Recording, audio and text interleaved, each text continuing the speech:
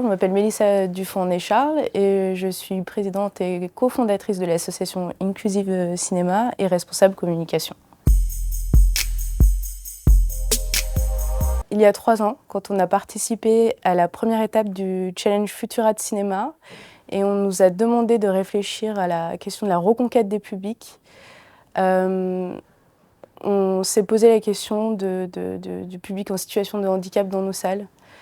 Et ça a été le point de départ, voilà, de se dire pourquoi est-ce qu'on avait l'impression de pas toucher le public, est-ce qu'on faisait vraiment des choses à destination de ce public-là. Et depuis 3 ans, on réfléchit aux différents moyens de créer des séances, de créer de l'événementiel et les différents obstacles à la cinéphilie, à la pratique, en tout cas de cette cinéphilie pour les spectateurs en situation de handicap.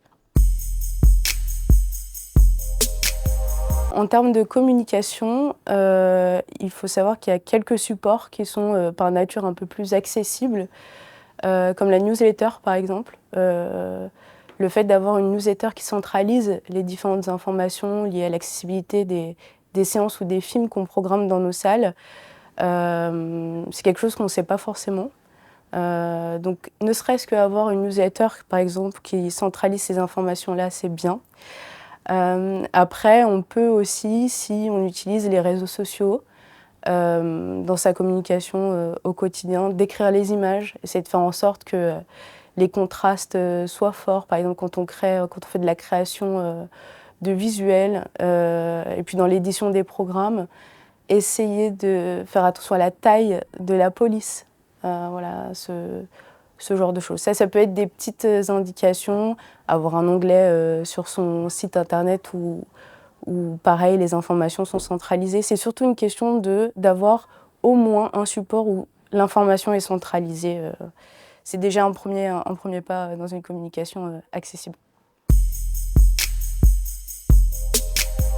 On sent que c'est un sujet, l'inclusion, et notamment des personnes en situation de handicap qui arrivent sur le devant de la scène. Il y a des acteurs, des associations et des salles de cinéma et même des producteurs et des distributeurs qui sont engagés depuis longtemps, mais ça devient peut-être un petit peu plus un sujet collectif et j'espère qu'à terme ça deviendra une norme pour tous.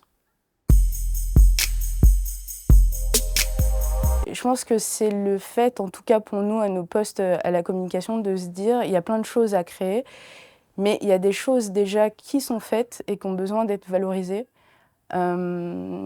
Et c'est là où la communication peut rentrer en jeu, c'est-à-dire de faire le lien entre ceux qui font déjà des choses et le public.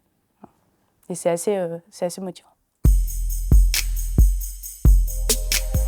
En discutant avec les différents collègues, parce que toutes les personnes qui travaillent à l'exploitation ont des valeurs communes et notamment sont toutes persuadées que l'accès aux salles et l'accès aux films doit être le même pour tous et pour toutes.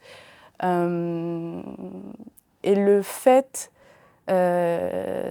qu'on a pu rencontrer assez tôt différentes associations, que ce soit Ciné-Sens, Retour d'Images, Ciné-Relax, qui avaient ces envies-là.